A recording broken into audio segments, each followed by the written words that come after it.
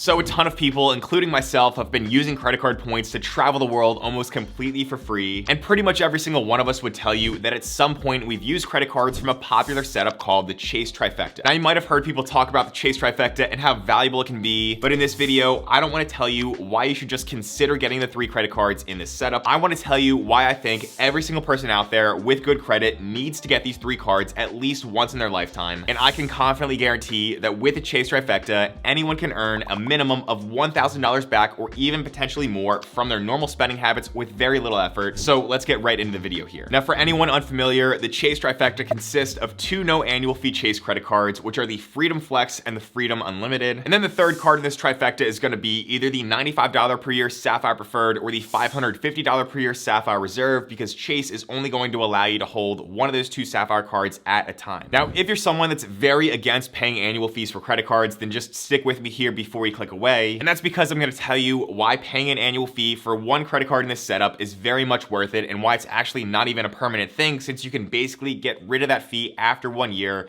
So I'll explain how. Now, I've got 4 reasons why I think it makes sense for everyone to get the Chase Trifecta. So let's go over these cards first, starting with the Chase Freedom Unlimited, because I think this card is going to be the most straightforward credit card in this setup, and it's also probably where I'd suggest most people begin with their trifecta. Now, the Freedom Unlimited gets 3% back on dining, 3% back at drugstores, 5% back on travel that you book through Chase. And then the main selling point with this credit card is that it actually gets unlimited 1.5% back on all other purchases. So really the purpose of this card in the Chase Trifecta is to act as what's called a catch-all card that you can basically use for any miscellaneous spending that doesn't fall under a higher points earning category on any other credit card you have in your wallet. You also get some basic purchase protections along with some other travel insurance coverages that are just okay but get better as we move up onto the Sapphire cards that we'll talk about in a minute. For welcome bonuses, these are going to vary over time, but I'll tell you that typically the base offer on the Freedom Unlimited has been something like $200 cash back after spending $500 in the first 3 months. But right now, as of the filming of this video, Chase has also been offering a limited time bonus of 5% back on grocery spending, excluding Target and Walmart. And that's going to be on up to $12,000 of spending in your first year for a possible additional $600 in cash back, which is really, really good. Now, speaking of cash back, the important thing to remember here if you're new to Chase credit cards is that both the Freedom Unlimited and the Freedom Flex are advertised as earning cash back on Chase's website. But when you read the fine print, it actually says cashback rewards are tracked as points, and each $1 in cashback rewards earned is equal to 100 points. So really, those 2 no annual fee Freedom cards are earning Chase Ultimate Rewards points, which can then easily be converted to cashback. Or what you can do is combine those points within your Chase account with other cards that also earn Ultimate Rewards points, and then you can use some features on those other cards like the Sapphire Preferred or the Sapphire Reserve to redeem for travel in ways that get you even more value than regular cash back. So I'm going to refer to all these cards as earning points for the rest of this video, and because Chase says that 100 UR points converts to $1 cash back, that gives each point a base value of 1 cent per point if we want to turn that into cash back. Or in other words, the Freedom Unlimited's categories really could also be read as 3x points per dollar on dining, 3x points per dollar at drugstores, 5x points per dollar on travel booked through Chase, and then 1.5x points per dollar on all other purchases. Now, we'll talk more about these points and why I think this setup is still worth it, whether you want to redeem these points for cash back or travel. But next here, let's look at credit card number 2 in this Chase Trifecta, and that's going to be the Freedom Flex. So this is almost the same card as the Freedom Unlimited, except for a couple of things. So the Freedom Flex also earns Ultimate Rewards points by getting 5x points per dollar on travel that you book through Chase, 3x points per dollar on dining, 3x points per dollar at drugstores, but then this card only gets 1x points per dollar on all other purchases. However, the main selling point of the Freedom Flex is that this card's going to give you the additional feature of earning 5x points per dollar in rotating quarterly categories that Chase is going to change up every 3 months, and you can earn that 5x back on up to $1,500 of spending per quarter for a maximum of 7,500 points per quarter. So 7,500 points per quarter is a possible additional 30,000 Chase points per year, and at a 1 cent per point value for cash back, that's worth $300 or potentially more when we redeem those points for even more value for travel instead in the Chase Trifecta setup. Now, you do need to activate this 5x back feature for every new quarter after Chase announces what those new rotating categories are going to be by going into your Chase account and then clicking a button. And of course, you also have to actually keep track of these categories as they change. So that's why I said that the Freedom Unlimited is more of a straightforward card, because you don't really have to activate anything or keep track of anything. But But if you can remember to do those things, then I think you can really earn more on the flex compared to the unlimited. And just to give you an idea of some of these categories, currently in Q1 of 2023, it was 5x back at grocery stores, Target, and fitness club memberships. And then for Q2 of 2023, the 5x categories are going to be Lowe's and Amazon.com. But you can see other common categories like restaurants, PayPal, gas stations, and some other good things like that. You can also pretty much get the same sign-up bonus offers going on for the Freedom Flex like we talked about with the Freedom Unlimited earlier. So that's going to be a base offer of $200 cash back, which is really earned in the form of 20,000 Chase UR points after spending $500 in the first 3 months. And then again, there's also sometimes special bonus offers going on for a limited time like right now, where you can get 5x back on groceries for your first year. Now, other benefits on the Freedom Flex are pretty similar to the Freedom Unlimited, but the Freedom Flex also offers an additional cell phone protection benefit that actually protects you against theft and damage, which is pretty nice to see. A few other things to note are that the Freedom Flex and the Freedom Unlimited also both charge a 3% foreign transaction fee, whereas the Sapphire cards that we're going to talk about next year both have no foreign transaction fees. And then both of these Freedom cards also offer some limited time partner benefits with brands like DoorDash, Lyft, and Instacart. But now, moving on to the two Sapphire cards in this Chase Trifecta setup. First, we have the Chase Sapphire Preferred, which comes in with a $95 annual fee. And this is just a small fee that's really not so bad because, again, I'm going to explain how you can usually avoid paying that after just 1 year. But for the Sapphire Preferred, this card currently has a welcome offer of 60,000 Chase points after spending $4,000 in the first 3 months. And by the way, these offers are always changing, so feel free to go ahead and check out the affiliate links that I'll have down below to see the most up-to-date information if you want to learn more about any one of these credit cards and actually help to support this channel for completely free. So thank you to anyone that uses those links. Again, those points here on the Sapphire Preferred are the same Ultimate Rewards points earned by the Freedom Unlimited and the Freedom Flex as well. So Chase basically allows customers to combine these points all under the same account, which is one of the big reasons why this setup works so well together. But for the welcome bonus, like I said, you could redeem those same 60,000 Chase points for cash back at a value of 1 cent per point. That would give you $600 cash back that you can deposit straight in your bank account. Compare that $600 in minimum value to the $95 annual fee, and it's easy to see that no matter what, you're coming out ahead in value by a lot in the first year. And if you throw in the 20,000 points from the sign-up bonus on the Freedom Unlimited, and then the 20,000 points from the bonus on the Freedom Flex as well, that's gonna be 100,000 Chase points worth $1,000 of cash back at 1 cent per point. But actually, with the Sapphire Preferred, it has a feature that gets you 25% more value for your Chase points by redeeming those points for travel through the Chase portal. So instead of getting 1 cent per point for $1,000 in cash back, we would get 1.25 cents per point for travel in that portal, which gives us $1,250 in value. So my argument is that when we get those two Freedom cards and then the one Sapphire card like the Preferred in this situation with the Chase Trifecta,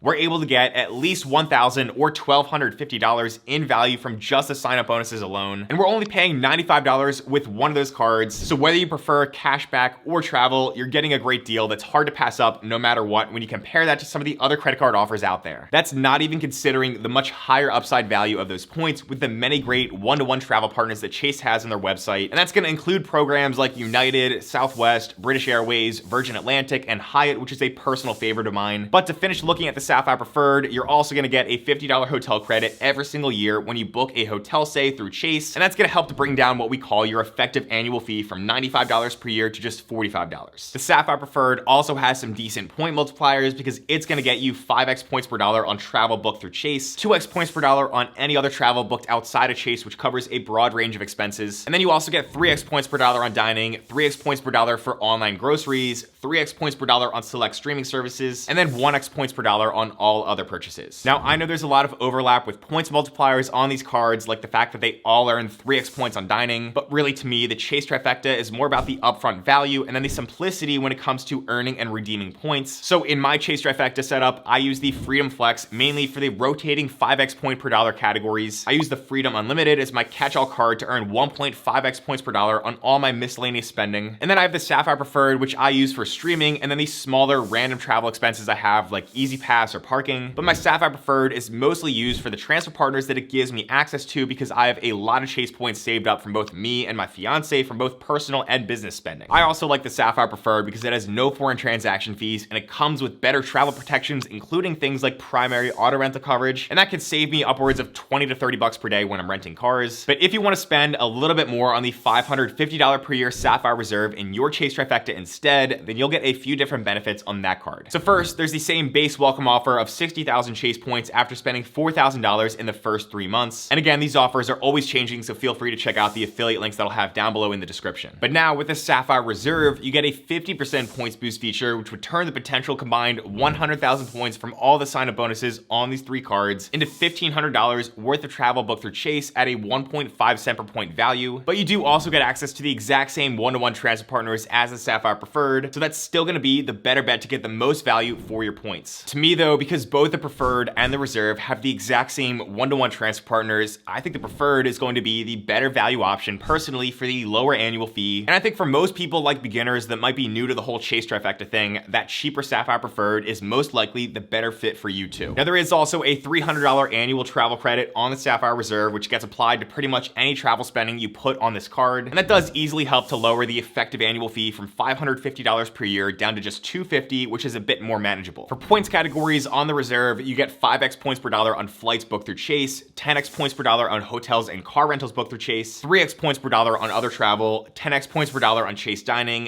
3x points per dollar on normal dining, 1x points per dollar on all other purchases. And then other benefits are going to include things like Priority Pass Select membership for airport lounge access, a credit to cover the cost of global entry or TSA pre-check, primary auto rental coverage, and the best travel insurance coverage out of all the possible cards in this Chase Trifecta setup. Again though, I think for most people, it's better to get the cheaper Sapphire Preferred instead, because actually you can always upgrade to the Reserve after your first year if you really feel like that card's more worth it to you. But that brings me to the 4 reasons why I think the Chase Trifecta makes sense for pretty much anyone out there to get. So reason number 1 is that the annual fees are not permanent. So in addition to having the option to upgrade from the $95 Sapphire Preferred to the $550 Sapphire Reserve if you qualify, you can also downgrade from either one of those cards with annual fees into one of the no annual fee Freedom cards after a year. So to me, the ideal strategy to test out the Chase Trifecta to see if it's a good fit would be to get the Freedom Unlimited and the Freedom Flex cards first, save up all the points you earn from sign-up bonuses and spending there, and then eventually get the $95 per year Sapphire Preferred and that larger sign-up bonus. You have to pay that $95 annual fee one time up front and then wait until a year passes before you can downgrade. But during that first year, you could take advantage of redeeming those points at 1.25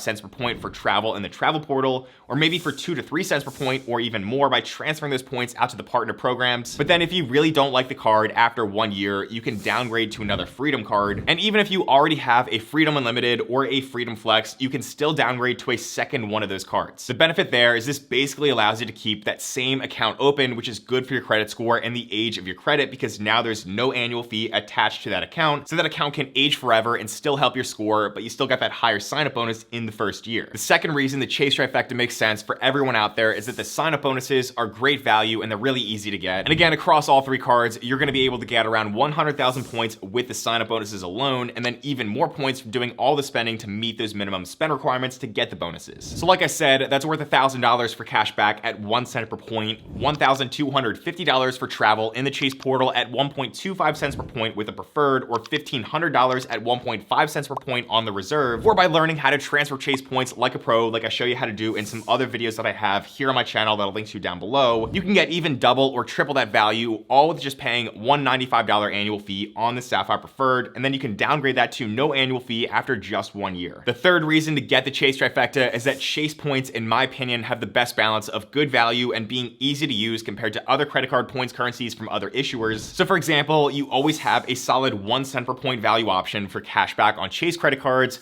but other issuers like American Express, for example, only give you 60% of that value, or 0.6 cents per point for cashback on some of their cards. Now, even though transferring points is always the best option to get the most value, I understand that some people are just beginners and it kind of takes a little bit of time to get the hang of things with redeeming points. And if the goal is just to use credit card points to travel for less, but understanding transfer partners is what's holding you back, then having the ability to get 1.25 cents per point for travel in the portal on the Preferred, or 1.5 cents per point on the Reserve, is a really, really nice benefit that really makes redeeming points for travel in the Chase Trifecta very beginner friendly. And then the fourth reason that the Chase Trifecta is great for anyone is that you can actually repeat some of these bonuses after a certain period of time has passed, and certain cards from other issuers don't always allow you to do this. So for example, if you get the Sapphire Preferred bonus once, after over 48 months have passed, and if you've downgraded that card to a no annual fee card and you no longer have it, you're going to be able to get that card again and get the sign up bonus again as well. This is basically what I plan to do at the end of this year or at the beginning of next year, because I'm going to be at that 48 month mark. So I'll eventually downgrade my Sapphire Preferred to another Freedom Flex card, and then I'm gonna be able to reapply and get another welcome bonus on the Sapphire Preferred. And this is all within the rules, within Chase's language on their website, and who knows, maybe Chase is gonna eventually change this up, but for now, this sort of welcome bonus cycle is a part of my Chase Trifecta strategy and a part of my overall credit card strategy as well. Also, a quick bonus tip, if you're gonna be doing a 2-player credit card thing with a partner or a friend, and if you get Chase credit cards, then make sure you go ahead and send your own referral links to your player 2 before they apply. So just go to your Chase account and you should be able to copy a link and then send it over to them. And if that other person is approved, then not only are they gonna be able to get a sign-up bonus, but you'll also get a small referral bonus too of maybe 10 or 15,000 points, depending on the offer. But bottom line, the Chase Trifecta is a great setup for easy value that anyone can get, whether you're into cashback or travel, and you could pretty much reduce your annual fees to 0 if you really don't find like the setup is giving you good long-term value. I know there might be other trifectas and credit cards out there that earn points or cashback in better ways, but for the Chase Trifecta, to me, it's all about the upfront value of the sign-up bonuses and how easy it is to use if you want to make this part of your ongoing setup. So to me, that makes it too good to pass up. Now, if you want to learn how to really take the Chase Trifecta to the next level and turn 100,000 points from sign-up bonuses into $2,000 or $3,000 of value or even more, then make sure you go ahead and check out these 2 videos on the screen right here for parts 1 and 2 of redeeming Chase points like a pro. But as always, thank you so much for watching, and I'll see you in the next one.